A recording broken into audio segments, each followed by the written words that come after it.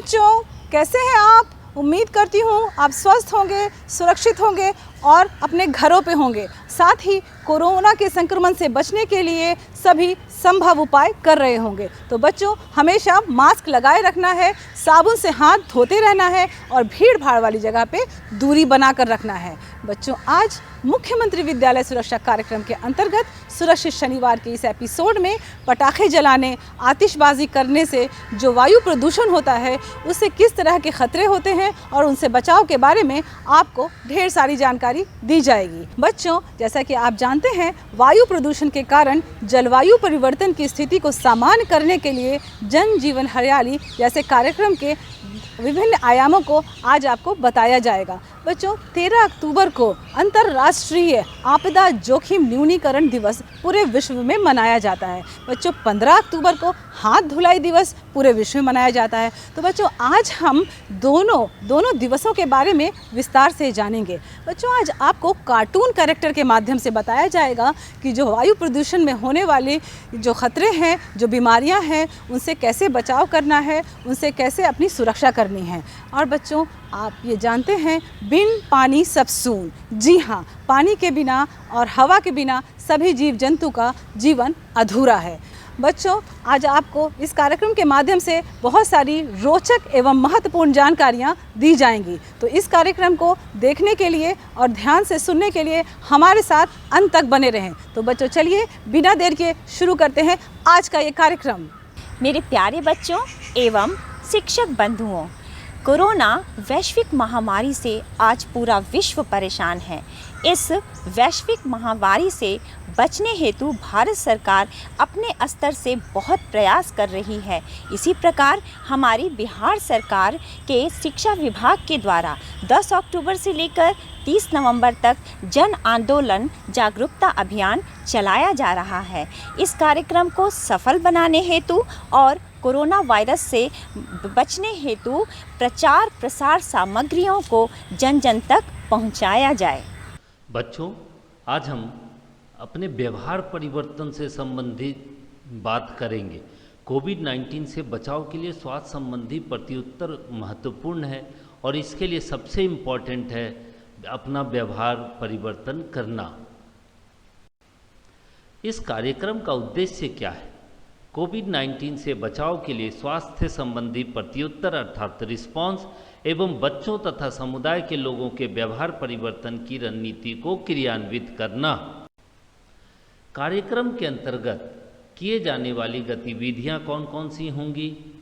इसमें पहला है कोरोना वायरस के संक्रमण से बचाव हेतु प्रचार प्रसार की सामग्री को 100% लक्षित समूह तक पहुंचाना। दूसरा, लक्षित समूह के व्यवहार परिवर्तन हेतु हम उन्हें मास्क के उपयोग हेतु निरंतर प्रेरित करेंगे। दूसरा, समय समय पर हाथ धोने के लिए प्रेरित करेंगे। शारीरिक दूरी का पालन करने हेतु जागरूक करेंगे और सैनिटाइजर का प्रयोग करने की बात करेंगे जहां हाथ धोने के लिए साबुन और पानी का उपलब्धता ना हो। और तीसरा है हाथ धुलाई सप्ताह, जो कि 15 अक्टूबर को मनाया जाता है, उसको मनाने की बात करेंगे। अब इसमें प्रचार प्रसार की सामग्रियां बहुत महत्वपूर्ण हैं। कोरोना से बचने के लिए हमें सही से मास्क पहने, इस चीज़ को बताना होगा, समझना होगा। हाथ बार बार धोएं, इस बात को भी समझना होगा। और 2 गज की दूरी मेंटेन करने के लिए अपने आप को तत्पर कर रखना होगा। ये कहते हैं ना, जब तक दवाई नहीं तब तक ढिलाई नहीं। चक्र में दर्शाए गए बातों को अपनाना जरूरी है। इसमें सबसे पहले है कि बेवजह घर से बाहर ना जाएं। अगर घर से बाहर जाना पड़े तो मास्क पहने और सामाजिक दूरी बनाए रखें। फिर घर को साफ रखें, हाथों को बार बार धोएं, खांसते या छींकते समय मुंह ढकें। कोरोना मुक्त बिहार बनाना है, कोरोना फ्री बिहार बनाना है। इसलिए stay home, stay safe, wear mask. धन्यवाद। अरे मुनिया, स्कूल में बच्चों को आपस में कोरोना वायरस के संक्रमण को रोकने के लिए जो सावधानियां रखनी है उसके बारे में क्या बताओगी? मैं अपने साथ पढ़ने वाले स्कूल के सभी बच्चों को ये बताऊंगी, हम सबको स्कूल में आते समय अपने मुंह पर मास्क लगा के रखना है या कपड़ा बांध के रखना है।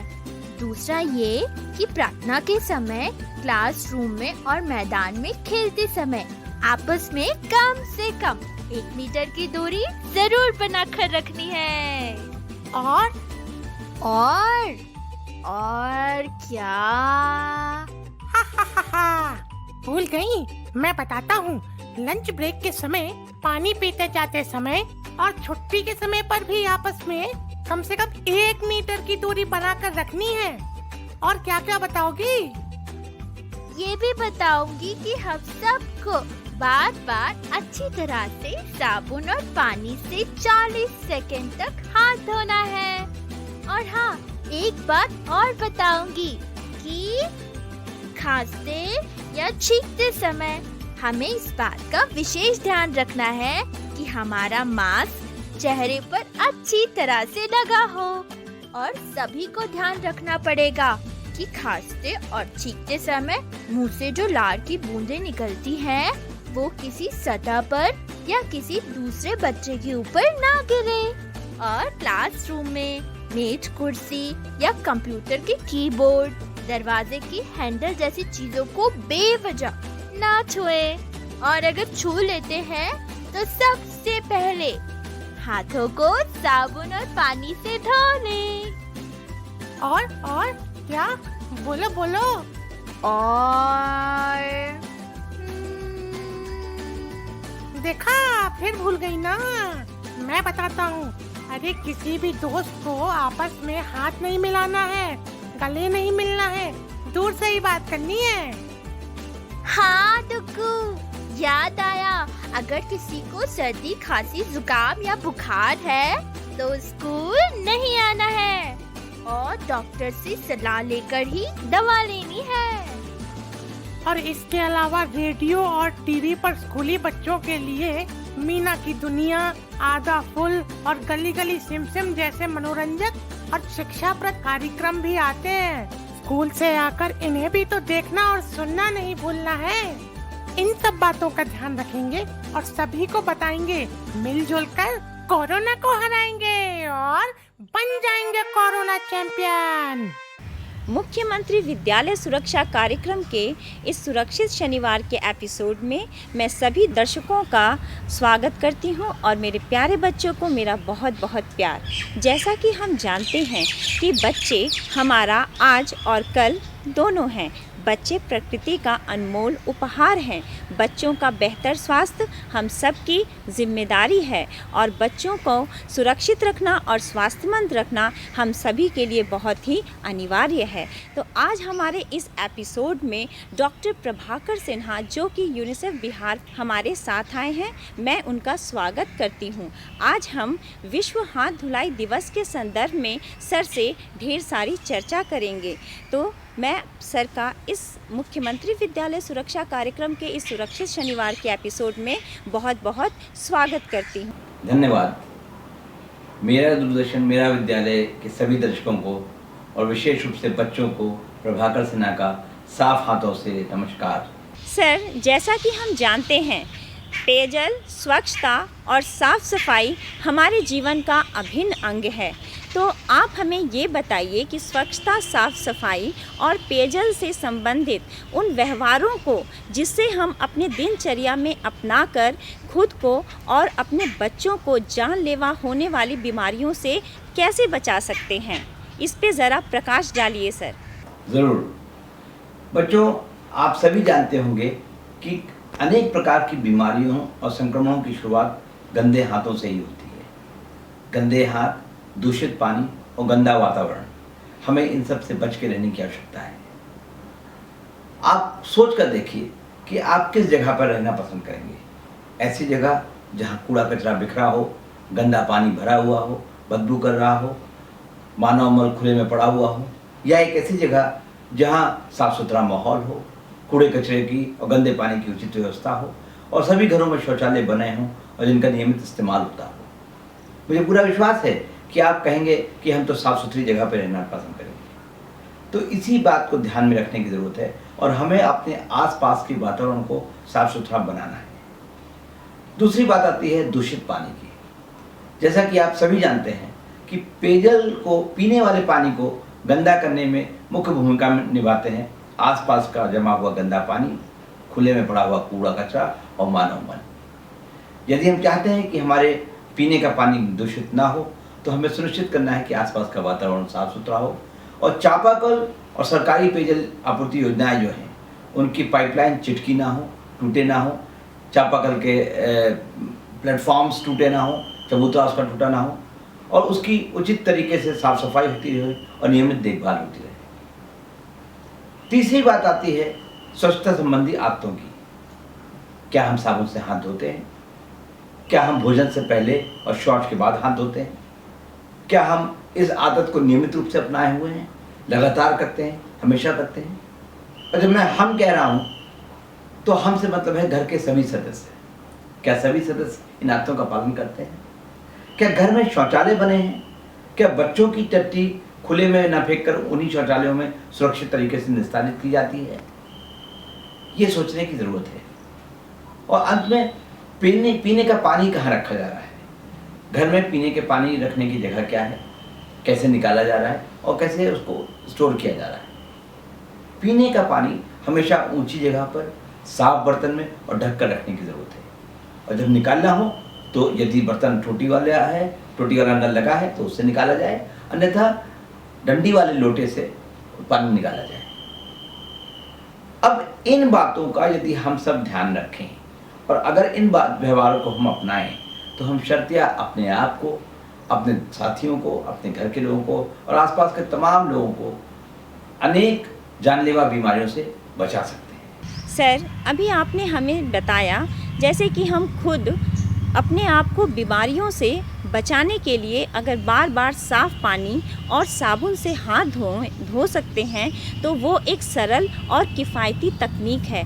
तो क्या वास्तव में साबुन और साफ़ पानी से हाथ धोना कितना हद तक फ़ायदेमंद हो सकता है और ये हमें किस प्रकार से बीमारियों से सुरक्षित रख सकता है? साबुन से हाथ धोने की आदत, एक छोटी सी आदत, हमें अनेक प्रकार के संक्रमणों से बचाती है। और जैसा कि मैंने पहले भी कहा था कि गंदे हाथ बीमारियों का एक प्रमुख कारण होते हैं। डायरिया यानी दस्त और निमोनिया जैसी दो प्रमुख बीमारियां विशेष रूप से गंदे हाथों के कारण ही फैलती हैं।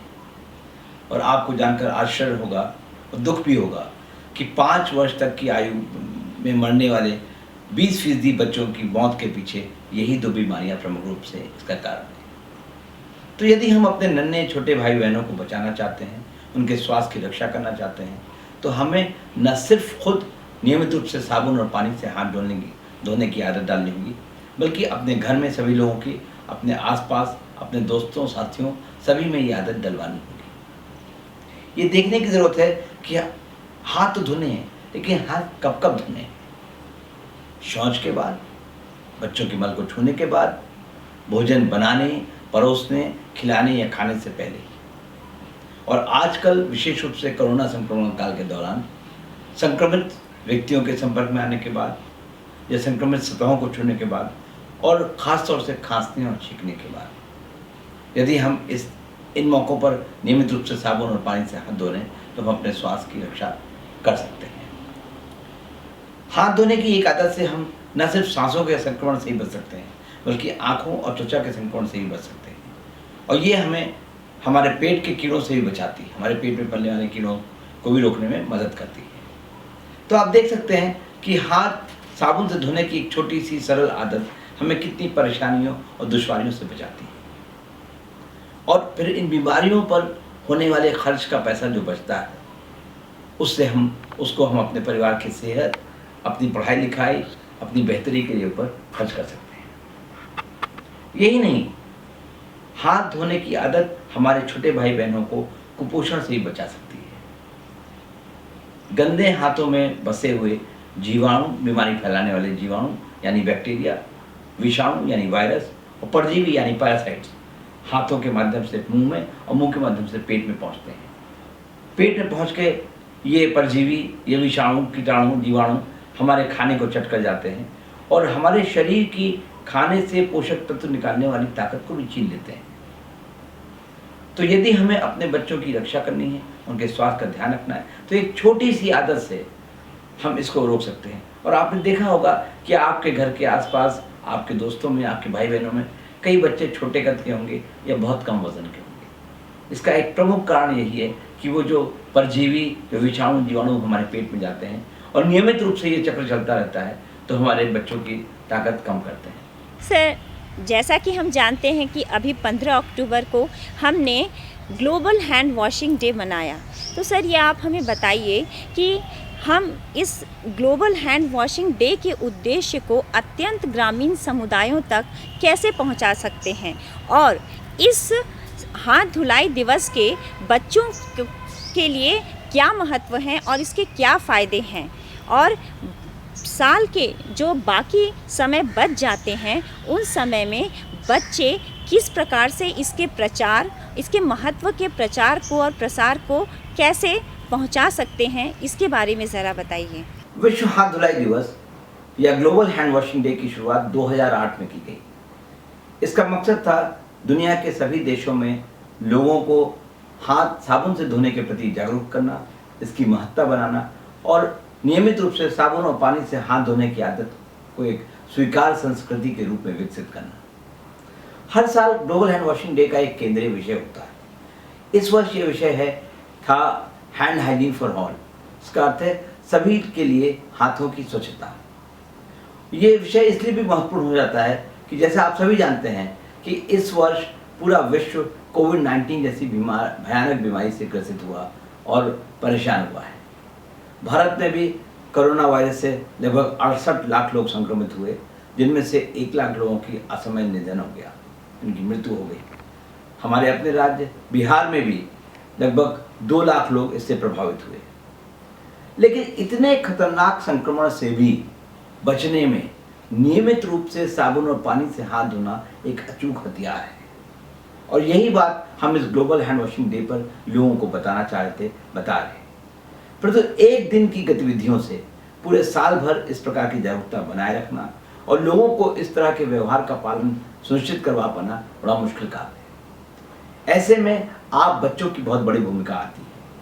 आप अपने घरों में, अपने विद्यालय में, अपने गांव में, बस्ती में, सभी जगह लोगों से, परिवार में, मोहल्ले में हाथ धोने की आवश्यकता के ऊपर, इसके लाभों के ऊपर चर्चा कर सकते हैं। आप खेल खेल में लोगों को बता सकते हैं कि हाथ कैसे धोना है, कब कब धोना है और इसके क्या फायदे हो सकते हैं। और यही नहीं, आप अपने विद्यालय में भी सोप बैंक अथवा साबुन बैंक की स्थापना कर सकते हैं, जहां सभी बच्चे अपने जन्मदिन पर 1 या 2 साबुन भेंट करें, दान दें और वर्ष भर उन्हीं साबुनों का प्रयोग करते हुए शौच के बाद और भोजन से पहले नियमित रूप से हाथ धोने के व्यवहार को अपनाएं, बनाए रखें। जैसा कि हम जानते हैं, अभी एक वैश्विक महामारी कोविड-19 जो कि पूरे विश्व में फैली हुई है और इसे रोकने के लिए बहुत सी संस्थानों ने और हमारी स्वयं की सरकार ने भी हैंड सैनिटाइज़र और साबुन के लिए लोगों को प्रेरित कर रहे हैं कि बार बार आप सैनिटाइज़र का इस्तेमाल कीजिए। टीवी में प्रचार के माध्यम से भी दिखाया जा रहा है कि किस तरह से इसके वायरस से हम बच सकते हैं। तो सर हमें ये बताइए कि ये जो धारणा है ये कहाँ तक, ये कोविड-19 के जाने के बाद भी क्या यह बनी रहेगी? क्या लोगों में और बच्चों में ये आदत स्थायी रूप से बनी रहेगी? इसके लिए आप क्या कहना चाहते हैं, ये ज़रा हमें बताइए। बच्चों, आप सब बहुत ही जागरूक और समझदार हैं। आपने सुना होगा, पढ़ा होगा और देखा भी होगा कि कोरोना वायरस अभी एक लंबे समय तक हमारे साथ रहने वाला है। ऐसे में कोरोना या इस प्रकार के अन्य संक्रमणों से बचने का एक ही तरीका है, वो है सावधानी। यदि हम सावधान हैं, सतर्क हैं, सचेत हैं, तो इस प्रकार के संक्रमण हमारा बाल भी बांका नहीं कर सकते। स्वच्छता, साफ सफाई और स्वच्छ आदतें, यही मूल मंत्र है इस प्रकार की अनपेक्षित अनजानी बीमारियों से लड़ने का। यदि हम सजग रहेंगे तो आज कोरोना से लड़ सकते हैं, कोरोना आया तो हम सतर्क हो गए हैं, लेकिन ऐसा ना हो कि कल को जब कोरोना खत्म हो जाए या इसकी वैक्सीन आ जाए तो हम फिर से बेपरवाह हो जाएं। आज हमने जिन मुद्दों पर चर्चा करी, जिन विषयों के ऊपर बात करी, जिन व्यवहारों की बात करी, हमें उन्हें याद रखना होगा, उन व्यवहारों को अपनाना होगा, और ना ही सिर्फ खुद अपनाना होगा बल्कि अपने दोस्तों को, अपने रिश्तेदारों को, अपने घर वालों को उनके प्रति सचेत करना होगा, जागरूक करना होगा और उनको भी इन व्यवहारों को अपनाने के लिए प्रेरित करना होगा। और अंत में साबुन और पानी से हाथ धोएंगे हम, क्योंकि साफ हाथों में ही है दम। धन्यवाद, नमस्कार। राहुल आज विद्यालय नहीं आया था। उसे सांस लेने में कष्ट हो रहा था। वह ठीक से सांस नहीं ले पा रहा था। डॉक्टर ने उसे कुछ दवाइयां दी थीं और आराम करने के लिए कहा था। अध्यापक ने कक्षा में पूछा, बच्चों, जानते हो ये बीमारी हमें क्यों होती है? सभी बच्चे एक दूसरे की तरफ देखने लगे। कोई भी बच्चा इस प्रश्न का उत्तर न दे सका। तब अध्यापक ने बताया, सांस की अधिकतर बीमारियां हमें वायु प्रदूषण की वजह से होती हैं। गौरव ने पूछा, ये वायु प्रदूषण क्या होता है सर? अध्यापक ने कहा, बस, कार, मोटरसाइकिल, स्कूटर, ट्रक आदि से निकलने वाला धुआं वायु में मिलकर उसे प्रदूषित कर देता है। इसी प्रकार मिलों, कारखानों से निकलने वाला धुआं भी वायुमंडल को प्रदूषित करता है। धुएं से कार्बन मोनोऑक्साइड काफी मात्रा में निकलती है, जो स्वास्थ्य के लिए हानिकारक होती है। दूषित वायु ग्रहण करने के कारण ही हमें अनेक प्रकार की सांस की बीमारियां जैसे अस्थमा, टीबी आदि होती हैं। प्रदूषित शब्द का अर्थ क्या होता है? तभी आकाश ने अध्यापक से पूछा। अध्यापक ने बच्चों को समझाया कि प्रदूषित का अर्थ है दोषयुक्त, अर्थात खराब या गंदा होना। सुनैना ने तुरंत पूछा, हवा को खराब होने से हम कैसे बचा सकते हैं? अध्यापक ने समझाया, इसका एक ही तरीका है कि हम सभी अधिक से अधिक पेड़ लगाएं, क्योंकि पेड़ पौधे हवा को शुद्ध करते हैं। बच्चों, आप जानते हो कि पेड़ दूषित हवा को ग्रहण करते हैं और हमें शुद्ध ऑक्सीजन देते हैं। इसलिए हम जितने अधिक से अधिक पेड़ लगाएंगे, हमें उतनी ही शुद्ध हवा मिलेगी। सभी बच्चे एक स्वर में बोले, हम पेड़ जरूर लगाएंगे।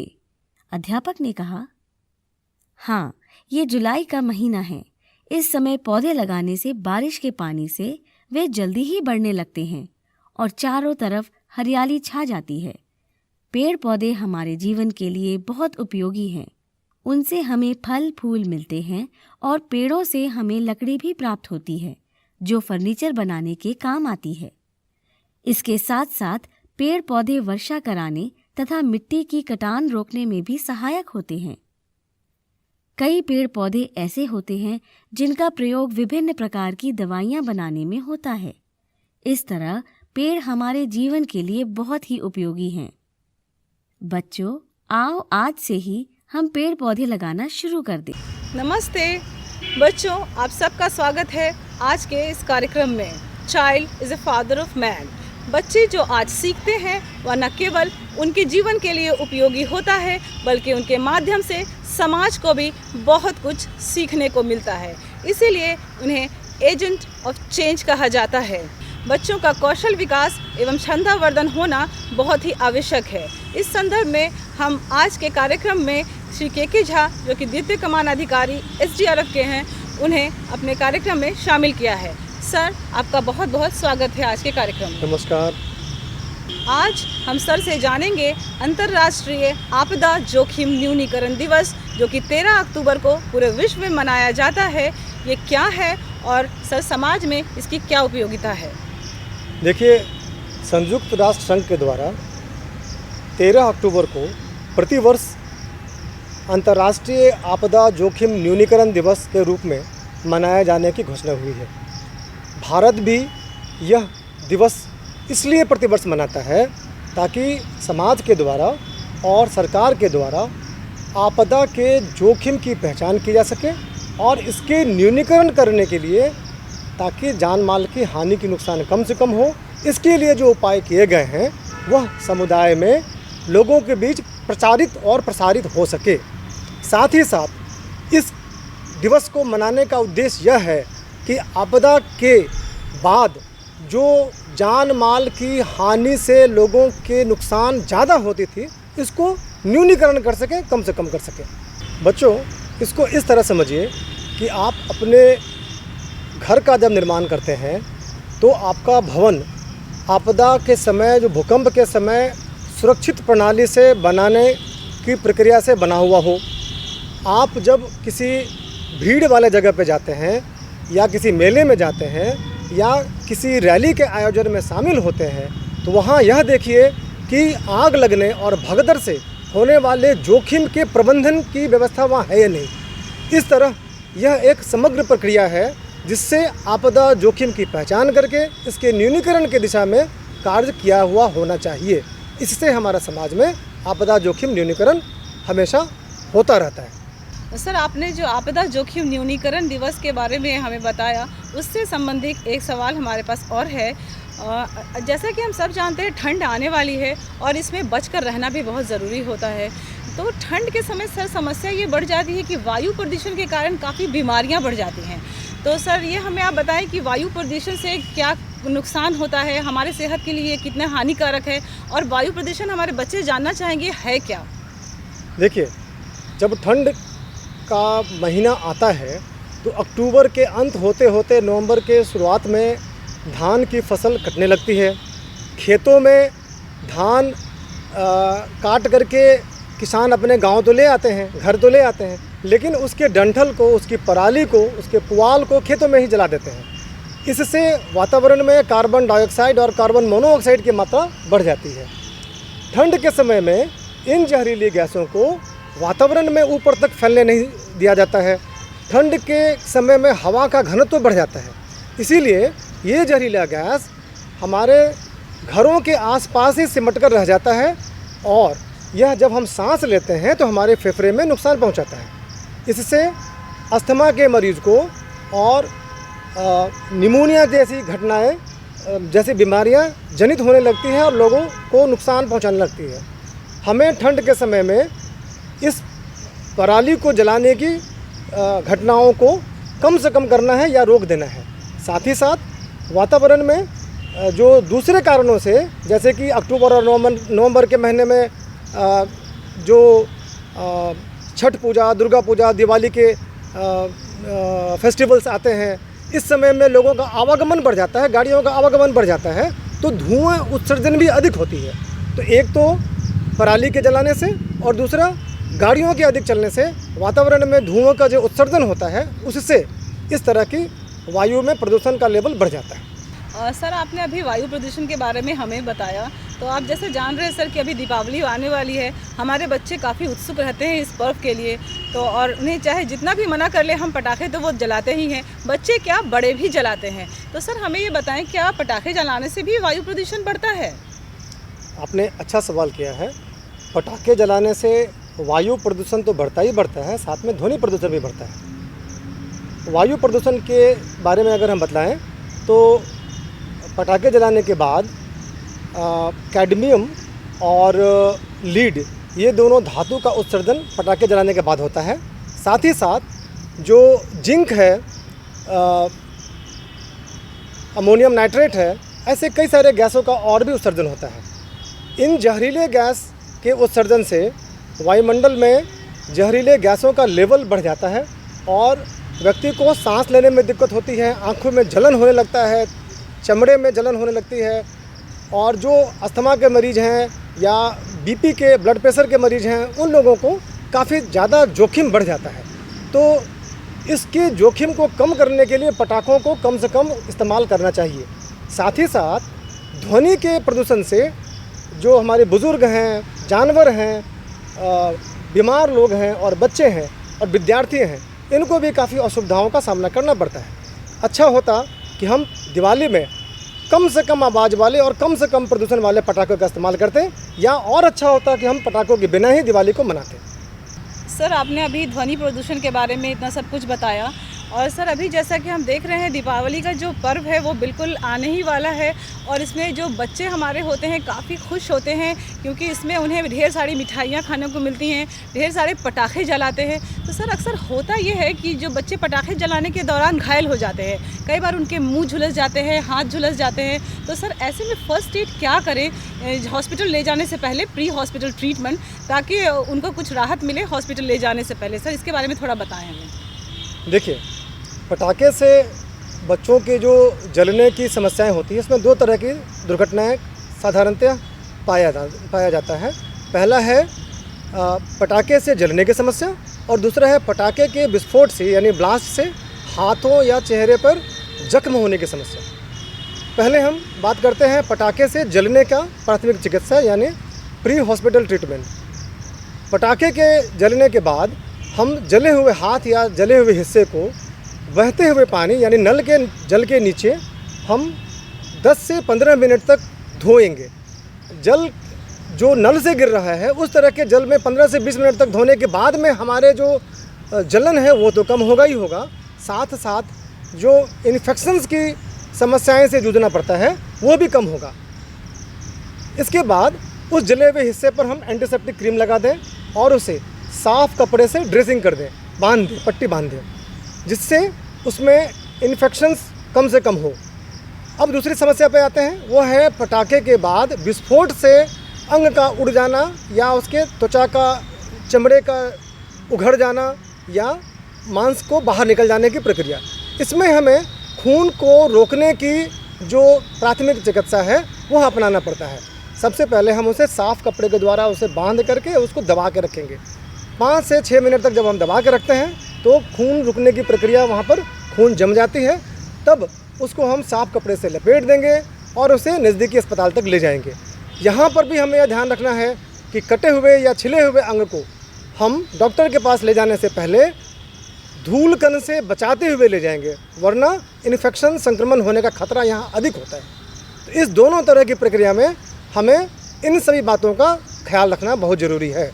सर आपने जो आज आपदा जोखिम न्यूनीकरण दिवस के बारे में बताया, वायु प्रदूषण, ध्वनि प्रदूषण एवं पटाखों से जलने पर क्या करें यानी कि प्राथमिक उपचार के बारे में जो बताया, इससे उम्मीद करती हूँ हमारे बच्चे काफ़ी कुछ सीख गए होंगे और आने वाली दीपावली में इसका भरपूर लाभ उठाएंगे और सुरक्षित दीपावली मनाएंगे। सर आपका यहाँ पे आने के लिए बहुत बहुत धन्यवाद और बच्चों आपको ये कार्यक्रम देखने के लिए बहुत बहुत धन्यवाद। शुक्रिया।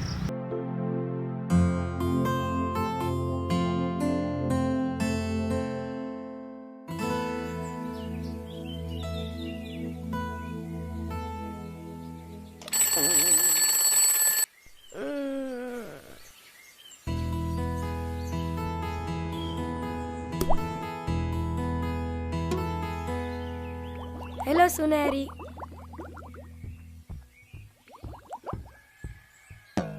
अरे पानी तो है ही नहीं।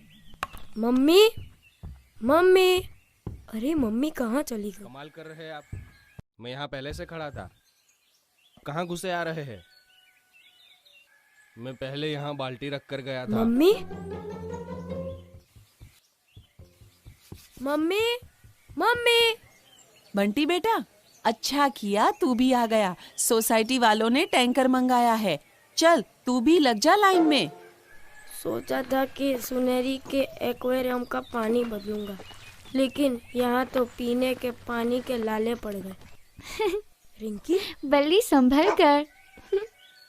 बंटी तुम जॉगिंग पर क्यों नहीं आए? मुझे लगा तुम भी पानी भरने में बिजी होगी। नहीं, मेरे घर में तो पानी है। क्या तुम्हारे यहाँ पानी आ रहा है? नहीं, पानी तो नहीं आया, लेकिन मैंने और दादाजी ने ऐसा इंतजाम किया है कि 2-3 दिन तक और पानी ना आए तो भी हमें पानी नहीं भरना पड़ेगा। ऐसे कैसे? इस सोसाइटी के लोगों ने कभी सोचा नहीं होगा कि पानी की भी कभी कमी पड़ेगी, क्योंकि सब सोचते थे कि पानी तो धरती पर अनलिमिटेड है। हाँ, वो तो है। नहीं है, हर साल कम हो रही बारिश के चलते हमारे नदी नालों में पानी की कमी हो गई है और टूटे पाइपलाइन, खराब नल वगैरह से बहुत सारा पानी हमारे घरों तक पहुंचते पहुंचते भी बर्बाद हो जाता है और फिर जो पानी हम तक पहुंचता है उसे हम बर्बाद कर देते हैं। तो जिस तरह आज हमारी सोसाइटी में पानी नहीं आया, हो सकता है कल पूरे शहर या पूरी दुनिया में ना रहे। इसका कोई सॉल्यूशन नहीं है क्या रिंकी?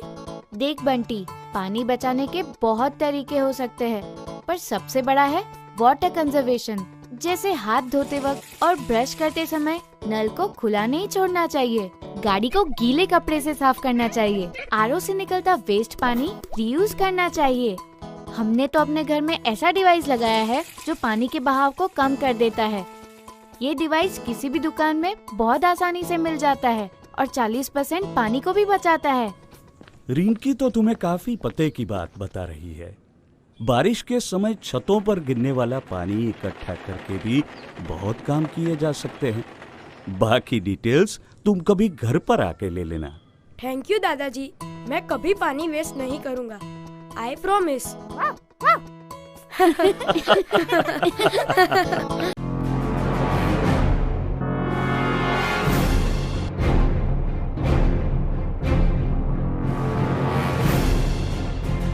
मनुष्य को जीवन देने वाली हवा को आज चारों ओर फैल रहे प्रदूषण ने इतना प्रदूषित कर दिया है कि सांस लेने के लिए साफ हवा भी मयस्सर नहीं है। बढ़ते हुए कल कारखाने, सड़कों पर बेतहाशा दौड़ती गाड़ियों का धुआं, संयंत्रों में कोयले की बढ़ती खपत, ये सभी मिलकर हवा में प्रदूषण को बढ़ाते हैं।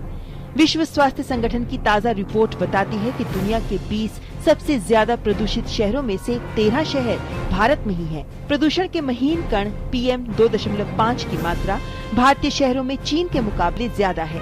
प्रदूषण के यही महीन कण सांस की बीमारियों को जन्म देते हैं और हमारे स्वास्थ्य के लिए बड़ा खतरा बन जाते हैं।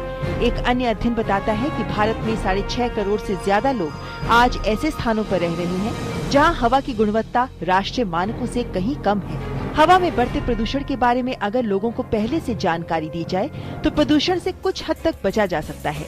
हवा की गुणवत्ता के इंडेक्स के माध्यम से हवा की गुणवत्ता को विभिन्न स्तरों पर दिखलाया जाता है। दुनिया के विभिन्न शहरों में वायु गुणवत्ता के इंडेक्स के माध्यम से लोगों को इस बारे में पहले से सूचित किया जाता है कि इस दिन हवा में प्रदूषण की मात्रा कितनी होगी। इंडेक्स में 8 प्रदूषक तत्वों के आधार पर विभिन्न रंगों के माध्यम से हवा की गुणवत्ता को एक पैमाने पर दर्शाया जाता है, जिसमें स्वच्छ हवा से लेकर संतोषप्रद और बेहद खराब प्रदूषित हवा को दिखलाया जाता है। इसी के आधार पर ये तय किया जा सकता है कि कौन सा समय बाहर निकलने के लिए उपयुक्त है। विशेष रूप से ये जानकारी उन लोगों के लिए जो सांस की बीमारियों से ग्रस्त हैं या बुजुर्ग और बच्चे हैं, खास महत्व की है। फिलहाल डर से नहीं, तैयारी से आगे कदम बढ़ाना है। रुकी जिंदगी में चहल पहल वापस फिर से लाना है। धोकर हाथ, पहन कर मास्क, सुरक्षित जीवन चलाना है। सुरक्षित जीवन चलाना है। डर कर नहीं, तैयारी से आगे कदम बढ़ाना है। डर कर नहीं, तैयारी से आगे कदम बढ़ाना है। रखेंगे 2 गज की दूरी, सबको पौष्टिक आहार खिलाएंगे, बच्चों और बूढ़ों का करेंगे ख्याल। रोगी नहीं, रोग से लड़ कोरोना को हराएंगे। स्वास्थ्य केंद्र फिर से खुल गए, जिनका लाभ उठाना है। रुकी जिंदगी में चहल पहल वापस फिर से लाना है। धोकर हाथ, पहन कर मास्क, सुरक्षित जीवन चलाना है। सुरक्षित जीवन चलाना है। डर कर नहीं, तैयारी से आगे कदम बढ़ाना है। डर कर नहीं, तैयारी से आगे कदम बढ़ाना है। टीकाकरण की शुरुआत हो गई है, पर पहले की तरह हमें मास्क लगाना और 2 गज की दूरी बनाए रखना अभी भी जरूरी है। स्वास्थ्य विभाग और सूचना एवं जनसंपर्क विभाग बिहार सरकार द्वारा जनहित में जारी। जीतेगा बिहार। बच्चों नमस्ते।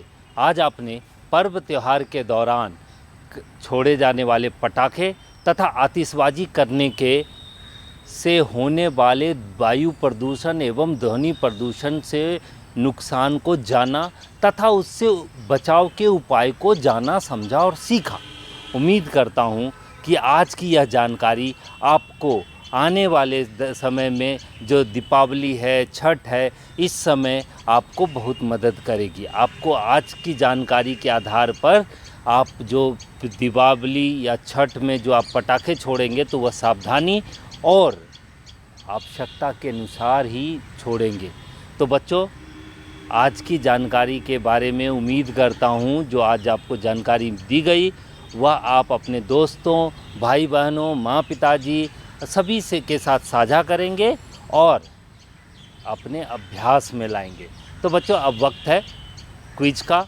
तो आप क्विज के लिए तैयार हैं, लेकिन आपको करना क्या होता है? क्विज में प्रश्नों को ध्यान से सुनना होता है, उसके विकल्पों का सही चयन करना पड़ता है। इसके पश्चात हम आपको एक गृह कार्य भी देते हैं जो आपको सप्ताह भर पालन करना होता है। तो बच्चों, क्या आप लोग तैयार हैं गृह कार्य और क्विज के लिए?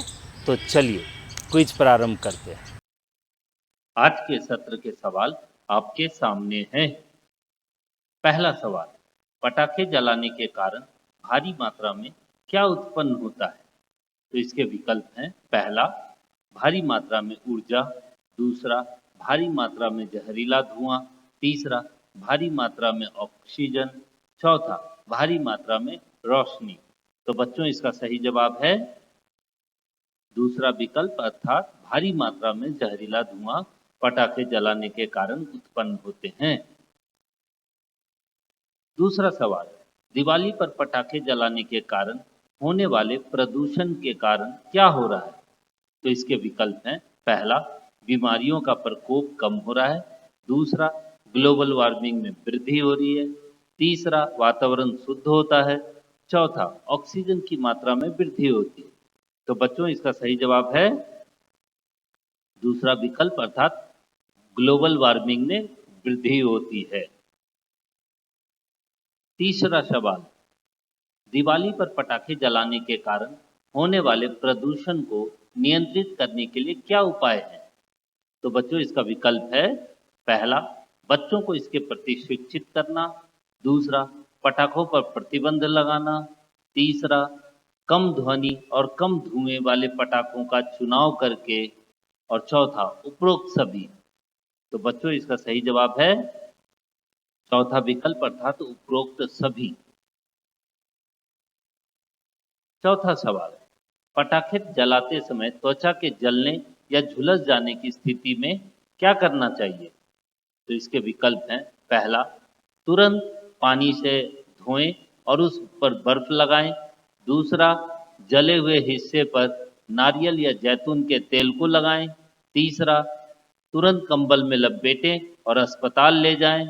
चौथा, जले हुए व्यक्ति के कपड़े उतारने की कोशिश ना करें। और पांचवा, उपरोक्त सभी। बच्चों, इसका सही जवाब है उपरोक्त सभी, अर्थात पटाखे जलाने समय त्वचा के जलने पर इन चारों उपायों को किया जाना जरूरी है। पांचवा सवाल, विश्व हाथ धुलाई दिवस कब मनाया जाता है? इसके विकल्प हैं। पहला, 12 अक्टूबर। दूसरा, 13 अक्टूबर। तीसरा, 14 अक्टूबर। और चौथा, 15 अक्टूबर। बच्चों, इसके बारे में आज आपको बताया गया है, तो आपको याद होगा। इसका सही उत्तर है 15 अक्टूबर। छठा सवाल, अंतर्राष्ट्रीय आपदा जोखिम न्यूनीकरण दिवस कब मनाया जाता है? इसके विकल्प हैं। पहला, 12 अक्टूबर। दूसरा, 13 अक्टूबर। तीसरा, 14 अक्टूबर। चौथा, 15 अक्टूबर। बच्चों, आज इसके बारे में भी आपको बताया गया। इसका सही जवाब है 13 अक्टूबर। अभी तक हमने आपसे 6 प्रश्न पूछे। अब वक्त है गृह कार्य का। आज आपने पर्व त्योहार के दौरान पटाखों एवं प्रदूषण से उत्पन्न स्वास्थ्य संबंधी जोखिमों एवं इससे बचने के उपायों के बारे में जाना और सीखा।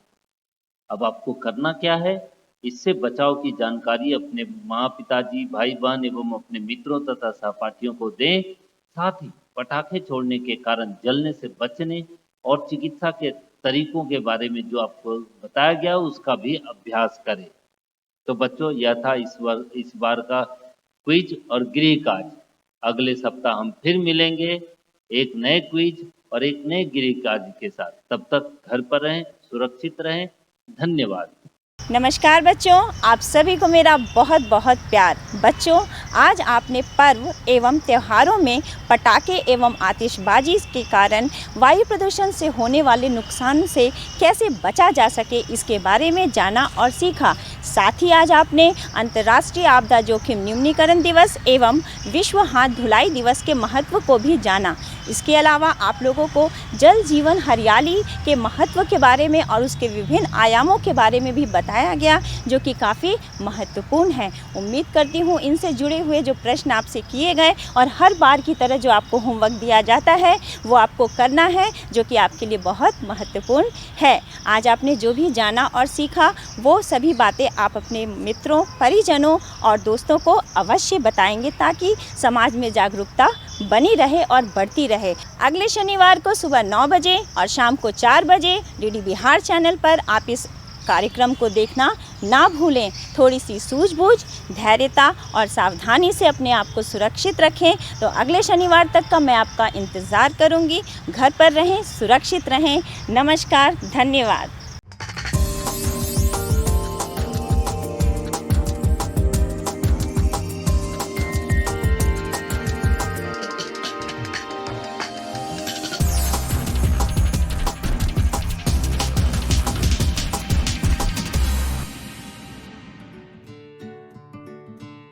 संजय गांधी जैविक उद्यान जू आउटरीच प्रोग्राम में आज हम किसी जानवर के एनक्लोजर के पास नहीं चलेंगे, हम चलेंगे जानवर के बच्चे के पास।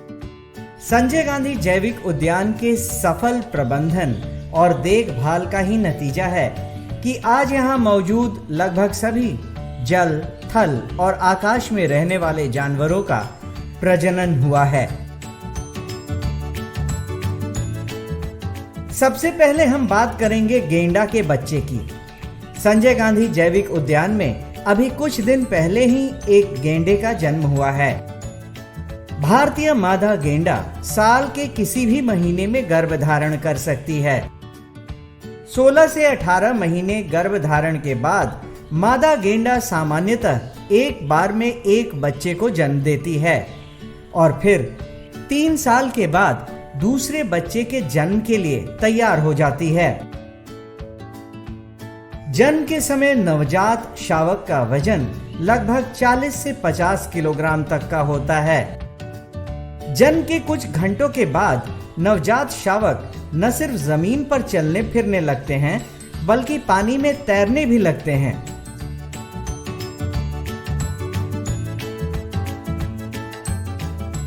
नर भारतीय गेंडा लगभग 10 साल की उम्र में प्रजनन योग्य हो जाते हैं। वहीं मादा गेंडा 9 से 10 साल की उम्र में प्रजनन योग्य होती है।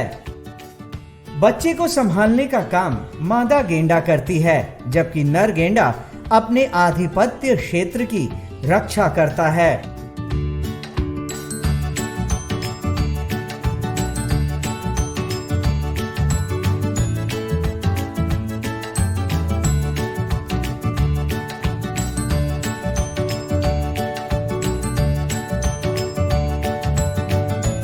भारतीय गेंडा लगभग 10 साल की उम्र में प्रजनन योग्य हो जाते हैं। वहीं मादा गेंडा 9 से 10 साल की उम्र में प्रजनन योग्य होती हैं। गेंडे के बच्चे के बाद अब हम चलेंगे जिराफ के बच्चे के पास। संजय गांधी जैविक उद्यान में अभी जिराफ का एक बच्चा है। इसका जन्म भी संजय गांधी जैविक उद्यान में ही हुआ है। 13 से 15 महीनों के गर्भधारण के बाद मादा जिराफ एक बार में एक बच्चे को जन्म देती है। दुनिया का सबसे लंबा जानवर जिराफ जन्म के समय 1.8 मीटर लंबा होता है और जन्म के समय इनका वजन लगभग 90 से 110 किलोग्राम तक होता है। इसके जन्म के समय इनकी मां यानी मादा जिराफ सामान्यतः खड़ी रहती है और जन्म के कुछ ही घंटों के अंदर जिराफ के बच्चे चलने फिरने लगते हैं। ये नवजात शावक 3 से 4 साल के बाद प्रजनन योग्य हो जाते हैं और मादा जिराफ साल के किसी भी महीने में गर्भ धारण कर सकती है।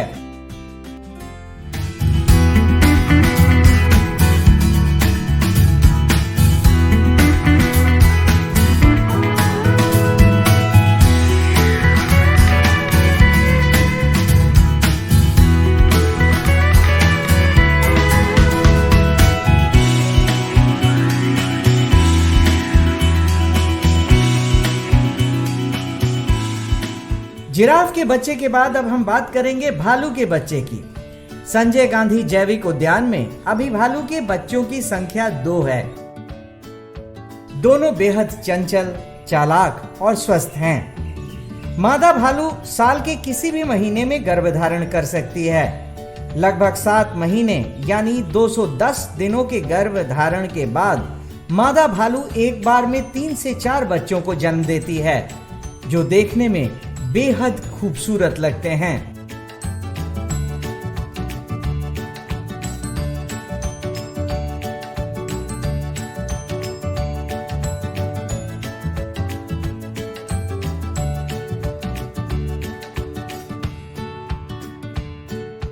जन्म के समय बच्चे का वजन लगभग 700 ग्राम से 100 किलोग्राम तक होता है। साथ ही जन्म के 1.5 से 2 महीने के बाद नवजात शावक चलने फिरने लगते हैं। भालू के बच्चे जन्म के 3 से 4 साल के बाद प्रजनन योग्य हो जाते हैं।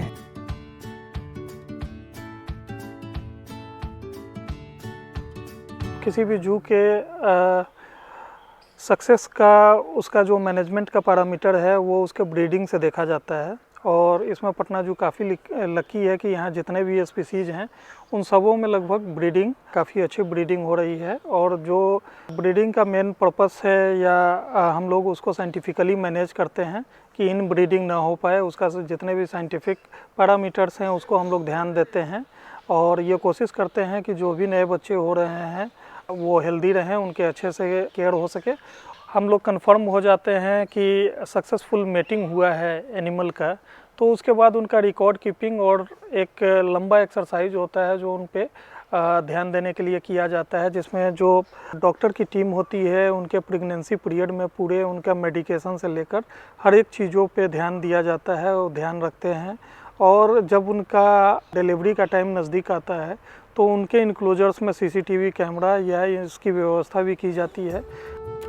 संजय गांधी जैविक उद्यान में आने वाले दर्शक इन जानवरों को अपने मां के साथ देखकर बेहद खुश होते हैं। आज के कड़ी में बस इतना ही। कल फिर मिलेंगे पटना जू शो में एक नए एनक्लोजर के पास एक नए जानवर के साथ। तब तक के लिए नमस्कार।